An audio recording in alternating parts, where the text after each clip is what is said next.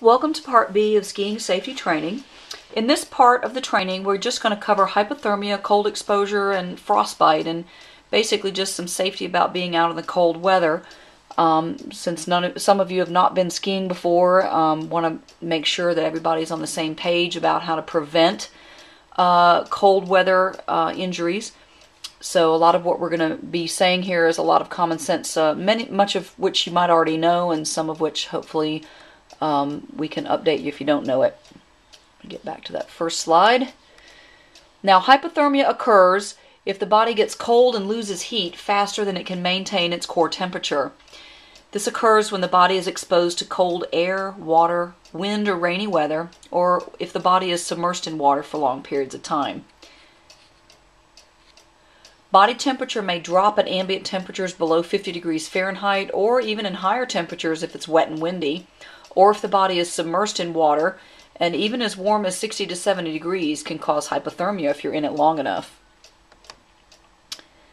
Now, those most susceptible to hypothermia are young children because they have a higher surface area to size ratio, so they lose more of their heat through their skin, and older adults whose temperature regulation system is not as functional as younger adults. Now, those with medical conditions such as diabetes, artery disease, or certain cardiac conditions are also more susceptible because they have some circulatory issues there. Early signs of hypothermia include shivering, cold, pale, or blue-gray skin. Now, we've all seen our kids at the pool when they are shivering and swearing to us that they're not cold. Well, they've got those blue lips. They have, some mild early hypothermia at that point, but most of the time they come out of it quite well. A lack of interest or concern or apathy is also a sign of hypothermia. Poor judgment, pardon me while I go back to that slide. Mild unsteadiness in balance or walking, slurred speech, numb hands and fingers, or difficulty in performing tasks. Well, if you look at this list, it's easy to see if you're not properly dressed and you're skiing, you've got a really high risk of injury because you're not going to have the judgment you need and you're not going to be able to coordinate as well as you need to get down that mountain safely. Now, late symptoms of hypothermia, which I doubt any of us will see out on the mountain, but in case you were to be in a situation where somebody is, off the slopes and laying out there in the cold for a while, the trunk is cold to the touch, muscles become stiff, the pulse slows, the breathing becomes shallow and slow, weakness or sleepiness, confusion, and then very late loss of consciousness. The shivering might even stop if the core temperature reaches below 90 degrees Fahrenheit. Severe hypothermia is anything below about 92, and that's, of course, death is a distinct possibility if you get that cold. Now, severe hypothermia is a medical emergency, and of course it can lead to death if the heat loss continues.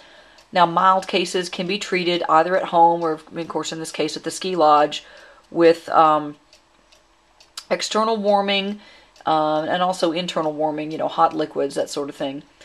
Severe cases, of course, need treatment at the hospital. They have warmed IV fluids there, warm moist oxygen, and other treatments that will warm the core body temperature.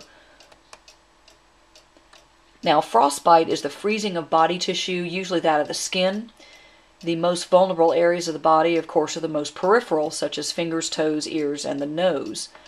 There are 3 degrees of frostbite: frost nip, superficial frostbite, and deep frostbite. Now, frost nip is something probably most of us have experienced at one time or another in our lives. We go out there, our toes kind of get numb, and the tip of our nose might feel numb, or our ears, and we come inside, and then things start to tingle a little bit, and they warm up pretty quickly. The skin may feel numb, it may be somewhat pale, but this usually corrects pretty quickly once you get somewhere warm and it does not lead to permanent damage. Now, there's 2 types of actual frostbite, which is superficial and deep. The outer skin is affected in superficial frostbite.